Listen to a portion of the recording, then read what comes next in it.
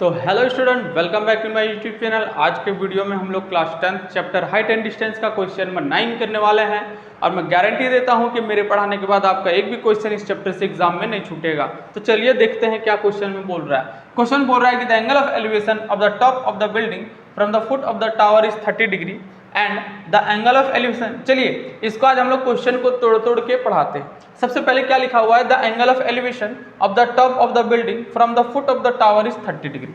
मान के चलिए ये एक टावर है। अब यहाँ पे दो चीज के बारे में बोल रहा है, एक है टावर और एक है क्या है, बिल्डिंग है। तो मान के चलिए ये बिल्डिंग है और ये टावर है, ठीक है। अब यहाँ पे बोल रहा है कि the angle of elevation of the top of a building from the foot of the tower is 30 degree. मान के चलिए ये टावर है, ये बिल्डिंग है। तो टावर के फुट से, from the foot of the tower, तो टावर के फुट से बिल्डिंग के एंगल ऑफ एलिवेशन कितना है, चलिए इसको अच्छे से ड्रॉ कर लेते हैं। ये कितना डिग्री है, 30 डिग्री है। आगे पढ़ते हैं, लिखा हुआ and the angle of elevation of the top of the tower from the foot of the building. अब टावर के टॉप, बिल्डिंग के फुट से ये कितना डिग्री है, 60 डिग्री है। चलिए बहुत बढ़िया।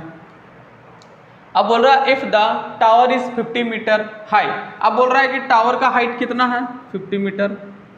ये देखिए ये कितना आया, 50 मीटर आया। अब बोल रहा है find the height of the building. Building का हाइट कितना होगा, सॉरी डब्ल्यू लिख दिया है, यहाँ बी होगा। तो बिल्डिंग का हाइट कितना होगा। तो यहाँ पे सबसे पहले हम लोग नेमिंग कर लेते हैं, बहुत ईजी क्वेश्चन है। हवे हवे में इसको उड़ा देंगे। ये ए है, ये बी है, ये सी है और ये डी है। यहाँ पे ज़्यादा लिखना भी नहीं पड़ेगा, यहाँ पे लिखेंगे है height of the tower is a b equal to 50 metre. Tower का हाइट कितना है, 50 मीटर है, दिख भी रहा है। ए बी नेमिंग हम लोग कर दिए हैं। And let the height of the building be DC. मान के चलते हैं बिल्डिंग का हाइट क्या है, डीसी। एक्स एक्स नहीं मानेंगे, एक्स मानने से दिक्कत हो जाता है आप लोगों का, मेरा तो नहीं होगा। अब यहाँ पे दोनों का बीच का डिस्टेंस क्या है, बीसी है, साफ दिख रहा है, वो भी लिख देते हैं। And let the distance between tower and building be BC. Building और टावर का जो डिस्टेंस है वो बीसी है। अब यहाँ पे आप देख सकते हैं दो ट्रायंगल बन रहा है, पहला ट्रायंगल ये है और दूसरा ट्रायंगल ये है।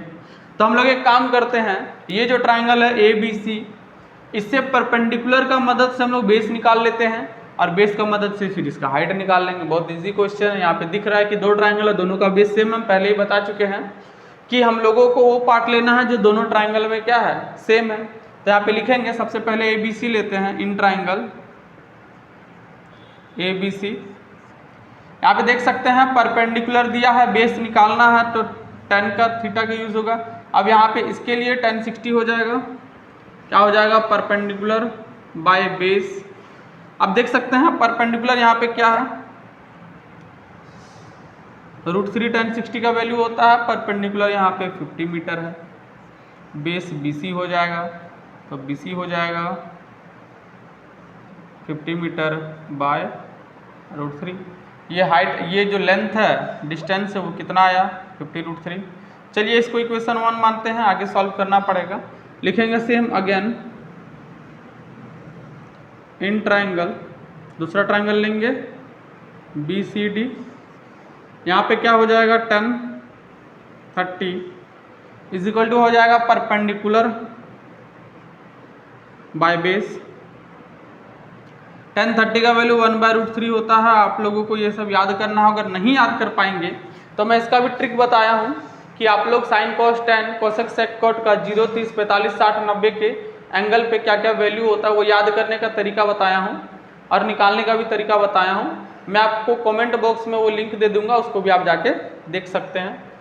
आइए यहाँ पे देखते हैं CD यहाँ पे कितना है। CD तो टावर का ही हाइट है, सॉरी बिल्डिंग का हाइट है। और BC कितना है, चलिए BC को अभी हम लोग BC ही लिख देते हैं। यहाँ से BC इक्वल टू क्या आ जाएगा, क्रॉस मल्टीप्लिकेशन करेंगे तो BC इंटू ये 1 हो जाएगा और ये आ जाएगा CD इंटू √3। यहाँ से BC इक्वल टू क्या आ जाएगा आ जाएगा CD इंटू √3। अब यहाँ पे देख सकते हैं एक BC का वैल्यू ये आ रहा है, एक BC का वैल्यू ये आ रहा है। अब दोनों को हम लोगों को इक्वेट करना पड़ेगा, तो लिखेंगे फ्रॉम ने बाय इक्वेटिंग। चलिए ऊपर लिख देता हूं, आप इसको लिख लीजिए।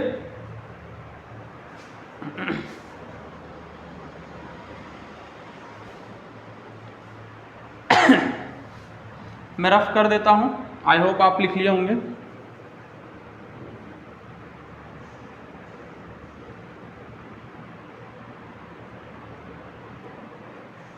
देखिए एक BC का वैल्यू ये आया और एक BC का वैल्यू ये आया, तो हम लोग क्या करते हैं, दोनों इक्वेशन को इक्वेट करते हैं। तो लिखेंगे बाय इक्वेटिंग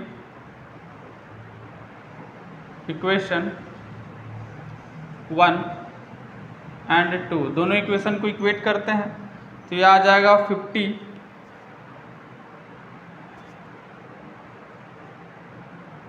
बाय √3 मीटर और यहाँ पे आ जाएगा CD इंटू √3। ये √3 इक्वल टू के इधर जाएगा तो मल्टीप्लाई हो जाएगा, तो यहाँ पे हो जाएगा 50 मीटर बाय √3 और ये गया तो ये भी क्या होगा, मल्टीप्लाई हो जाएगा। अच्छे से लिख देता हूँ, यहाँ पे सिर्फ CD बच जाएगा, इसको मिटा देता हूँ। आप देख सकते हैं ये आ जाएगा 50 और √3 कितना होता है, 3 होता है, इक्वल टू CD। यहाँ पे लिखेंगे देयरफॉर CD इक्वल टू कितना आ जाएगा 50 मीटर बाई 3। इसको थोड़ा मिक्स्ड फ्रैक्शन में चेंज करते हैं क्योंकि आंसर मिक्स्ड फ्रैक्शन में ही रहता है। 16 3 जा 48 होता है, 16 3 48 और 2 कितना हो जाएगा 50 मीटर। इसको आप पॉइंट में भी चेंज कर सकते हैं, अगर एग्जाम में ऑप्शन आया तो आप पॉइंट में भी चेंज कर सकते हैं। अब यहाँ पे लास्ट में लिख देते हैं हैंस। चलिए इधर साइड में लिख देता हूँ हैंस, क्या लिख रहा हूँ, चलिए यहाँ पे लिख देता हूँ hence the height of the building will be 16 whole 2/3 metre. तो मिलते हैं नेक्स्ट वीडियो में।